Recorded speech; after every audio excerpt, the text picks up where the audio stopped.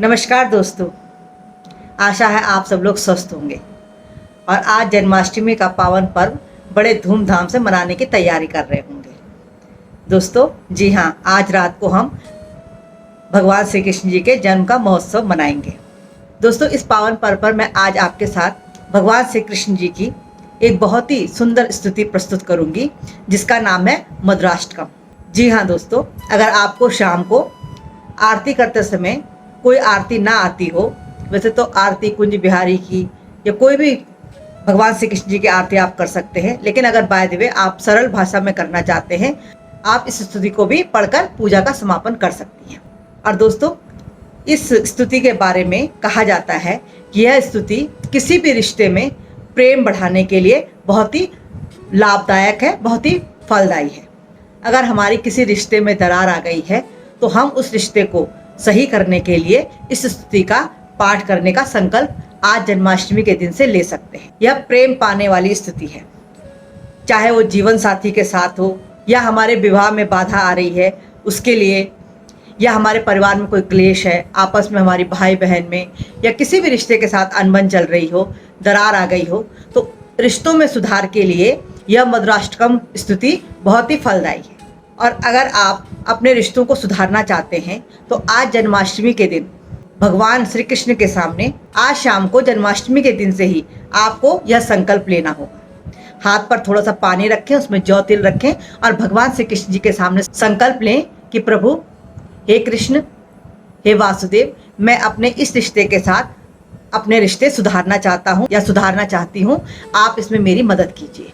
और इसके बाद आप रोज यह मधुराष्टकम स्तुति का पाठ कीजिए और तब तक इस स्तुति का पाठ कीजिए जब तक आपके रिश्तों में सुधार ना आ जाए।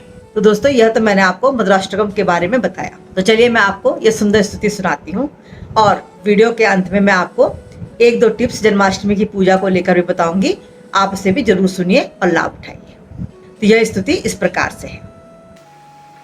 अधरं मधुरं वदनं मधुरं नयनं मधुरं हसितं मधुरं हृदयं मधुरं गमनं मधुरं मधुराधिपते रखिलं मधुरं मधुराधिपते रखिलं मधुरं वचनं मधुरं चरितं मधुरं वसनं मधुरं वलितं मधुरं चलितं मधुरं भ्रमितं मधुरं मधुराधिपते रखिलं मधुरं वेणुर्मधुरो रेणुर्मधुरा पाणिर्मधुरा पादो मधुरो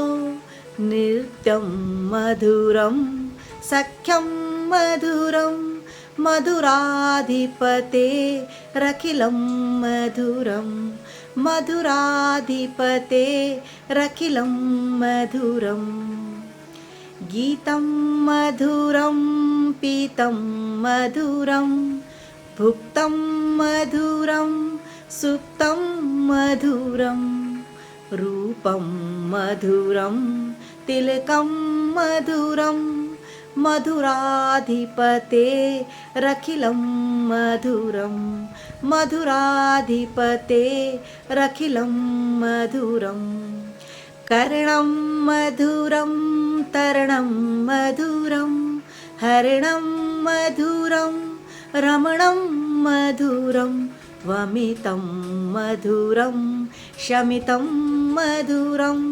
मधुराधिपते रखिलं मधुरं गुञ्जा मधुरा माला मधुरा यमुना मधुरा वीची मधुरा सलिलं मधुरं कमलं मधुरं मधुराधिपते रखिलं मधुरं मधुराधिपते रखिलं मधुरं गोपी मधुरा लीला मधुरा युक्तं मधुरं मुक्तं मधुरं दृष्टं मधुरं शिष्टं मधुरं मधुराधिपते रखिलं मधुरं मधुराधिपते रखिलं मधुरं गोपा मधुरा गाओ मधुरा यष्टिर्मधुरा सृष्टिर्मधुरा दलितं मधुरं फलितं मधुरं मधुराधिपते रखिलं मधुरं मधुराधिपते रखिलं मधुरं। तो दोस्तों यह मैंने आपको मधुराष्टकम की स्तुति सुनाई, आशा है आपको पसंद आई होगी। दोस्तों आज रात को कृष्ण भगवान जी के जन्मोत्सव पर हम पूजा उपासना में 2-3 बातों का ध्यान जरूर रखें, और वो बातें यह हैं कि सबसे पहले भगवान श्री कृष्ण जी का जो भी हम भोग लगाएं, माखन मिश्री पंचामृत, उसमें तुलसी का होना बहुत ज़रूरी है। तुलसी दल उसमें जरूर डालिए।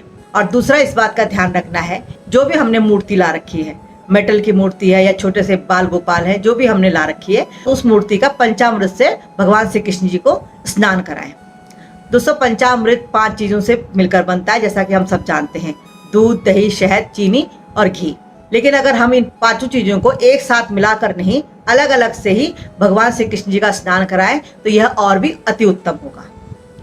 जैसे पहले दूध से कराएं, फिर दही से, फिर घी से, फिर शक्कर से, फिर मधु से, और उसके अंत में हम उनका जल से अभिषेक कराकर उसे साफ कर दें और साफ रखकर सही सुंदर आसन पर बिछाकर उनके ऊपर पीला वस्त्र, पीले फूल चढ़ाएं।